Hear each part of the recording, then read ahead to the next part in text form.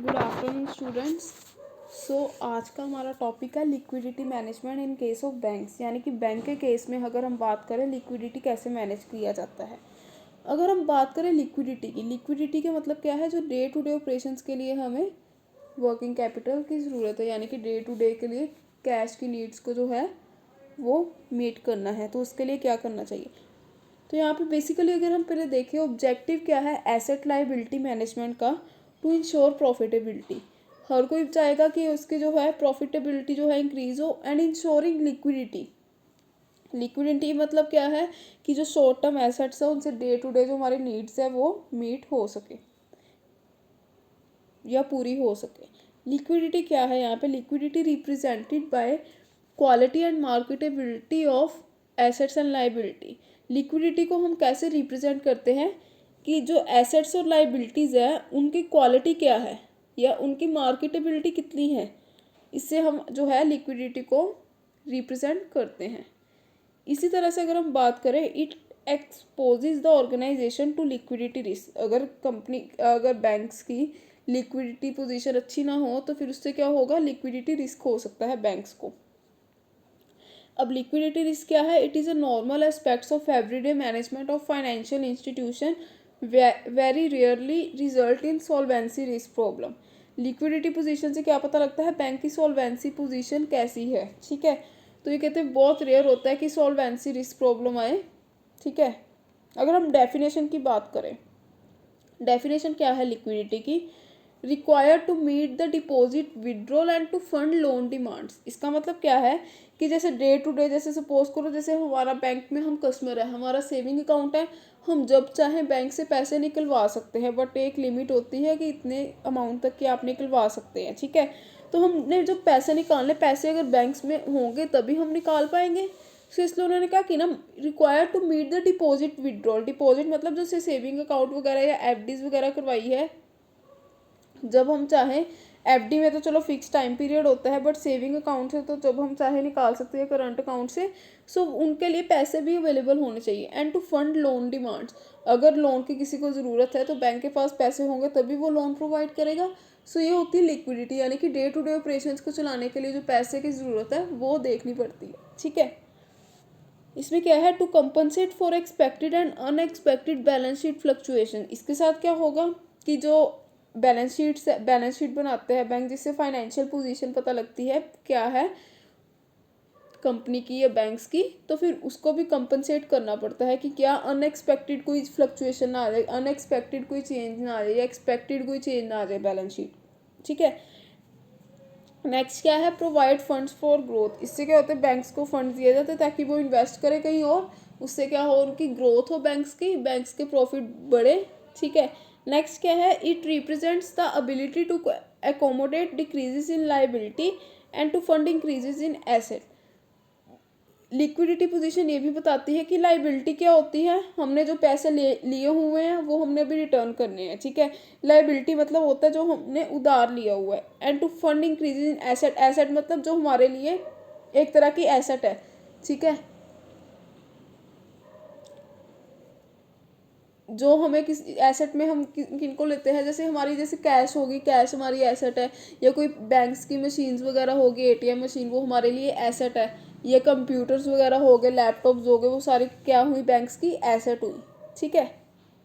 But यहाँ पे liquid asset की बात की तो लिक्विड एसेट कौन सी होती है, कैश वगैरह होगी, या किसी डेटर वगैरह ने हमें पैसे देने हैं, वो वाली एसेट्स आ गई। यहाँ पे हमारा क्या मेन पर्पस होता है कि जो हमारी एसेट्स है वो इंक्रीज हो और जो हमारे लाइबिलिटीज़ हैं वो डिक्रीज हो, ठीक है।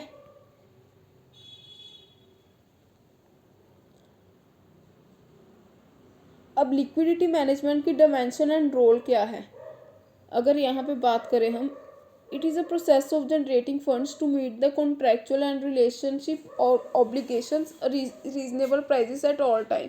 इसका मतलब क्या है कि फंड्स इतने जनरेट करे ताकि जो उसने मतलब कि ऑब्लिगेशंस वगैरह हैं वो पूरी कर सके एट रीजनेबल प्राइस हर टाइम पे, ठीक है। नेक्स्ट क्या है, new loan demands and existing commitments and deposit withdrawal are the basic contractual and relationship obligation that a bank must meet. इसका मतलब क्या है, जो बेसिक ऑब्लिगेशंस कौन सी होती हैं, जैसे कि मतलब कि कोई किसी ने लोन लेना है उसकी भी पैसे की ज़रूरत होगी, ठीक है, तो वो बैंक वो है पूरी कर सके उनके लोन की रिक्वायरमेंट, या कोई भी एग्जिस्टिंग कमिटमेंट है जो पहले से कमिटमेंट की हुई बैंक ने वो पूरी कर सके, या डिपॉजिट विड्रॉल किसी ने पैसे निकलवाने हैं, कैश होगा तभी निकलवाएगा। सो ये सारी डे टू डे जो ऑपरेशंस की नीड्स है वो पूरी हो सके। अगर हम फंक्शंस की बात करें, फंक्शंस क्या हैं लिक्विडिटी मैनेजमेंट के। फर्स्ट फंक्शन है हमारा demonstrate to market place that bank is safe as and has repayment capacity. इसका मतलब क्या है कि वो बताता है मार्केट को कि मतलब कि जो बैंक है वो सेफ़ है और उसकी रीपेमेंट कैपेसिटी है, यानी कि अगर आप सेविंग अकाउंट या कहीं पे भी डिपॉजिट करवाओगे या एफडी करवाओगे तो आपको पैसे वापस मिलेंगे, ठीक है। इसका मतलब ये नहीं है कि वो रीपे नहीं कर सकते। ये सपोज करो आपने अकाउंट में डिपॉजिट करवाई, ये नहीं कि आपको वापस मिलेंगे ही नहीं, ठीक है। तो उनके क्या डेमोन्स्ट्रेट करता है कि बैंक जो है वो सेफ़ है और उनकी रीपेमेंट कैपेसिटी भी है। नेक्स्ट क्या है, enable to meet its prior loan commitment formal और इनफॉर्मल, यानी कि जो उसने लोन की कमिटमेंट की हुई, जैसे कोई कस्टमर है उसे लोन चाहिए था 15 लाख रुपीज़ का, ठीक है, तो बैंक ने कमिटमेंट किए दे देंगे, तो फिर उसके देन फिर इसका मतलब ये है कि बैंक मुकर नहीं सकता, ठीक है। इसका मतलब ये है कि जो भी कमिटमेंट की है वो बैंक करेगा पूरी। नेक्स्ट क्या है, enables bank to avoid unprofitable sale of asset. Bank देखो, बैंक अगर चाहे तो जैसे सपोज करो कोई एसेट है, बैंक तभी बेचेगा अगर उसे प्रॉफिट होता हो, अनप्रॉफिटेबल काम तो करेगा नहीं।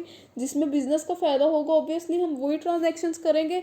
अगर कोई एसेट हमने बेचनी, जैसे सपोज करो हमने एसेट ली थी 20 लाख की, ठीक है, अगर हम उसे सपोज करो हमने 1 साल यूज़ की है तो 20 लाख की भी कम से कम 18 लाख तो वैल्यू होगी, 18 या 19 लाख इतनी की तो बेचेंगे ही, इससे कम तो नहीं जाएंगे। ये तो नहीं कि बैंक जो है 10 लाख में बेच देगा, ठीक है, तो वो तो अनप्रॉफिटेबल हो गया एक तरह का, ठीक है। सो इसलिए उन्होंने बोला है enable banks to avoid unprofitable sales of asset.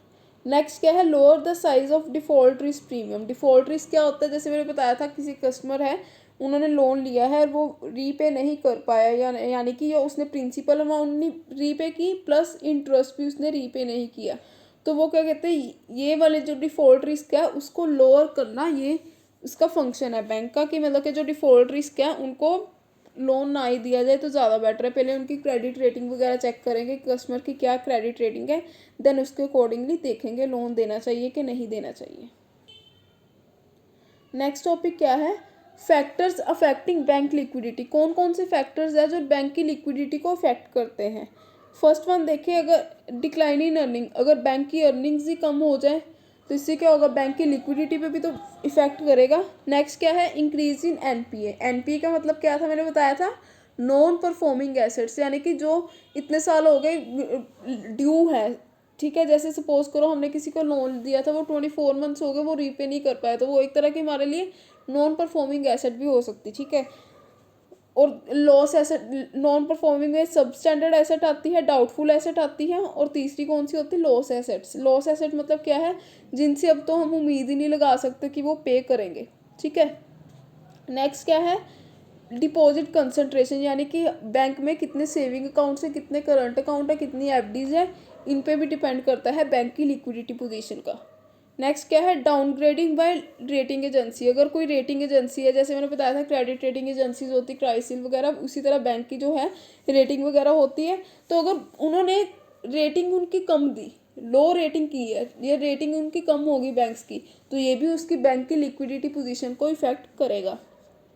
Next क्या है, एक्सपेंडेड बिजनेस अपॉर्चुनिटीज़। अगर बैंक के पास इतनी अपॉर्चुनिटीज़ हैं देन उसको क्या वो वहाँ पे इन्वेस्ट करेगा पैसे, तो ये इफेक्ट क्या कर सकता है लिक्विडिटी पोजीशन पे, यानी कि डे टू डे जो है कैश हमें ज़रूरत है उस पर इफेक्ट हो सकता है, क्योंकि बैंक ने अगर कहीं पे इन्वेस्ट कर दिया तो उसके लिए भी तो पैसे चाहिए उसे। नेक्स्ट है एक्विजिशन। एक्विजिशन मतलब क्या है, अगर बैंक ने किसी और बैंक को एक्वायर कर लिया, ठीक है, तो उस केस में क्या है, जिसको एक्वायर किया है उसको भी तो पैसे देने पड़ेंगे। सो इससे क्या होगा, हमारी जो लिक्विडिटी होगी ये कैश होगी, कैश रिड्यूस होगी, सो ये भी बैंक को इफेक्ट करेगा। नेक्स्ट क्या है, न्यू टैक्स इनिशिएटिव। अगर टैक्स डिजाइन में अगर चेंज वगैरह आगे आ जाए, टैक्स ज़्यादा पे करना पड़े या कोई और चेंजेस आ गए, टैक्स का न्यू इनिशिएटिव लिया है, देन उस केस में भी जो है लिक्विडिटी पोजीशन को इफ़ेक्ट करेगा।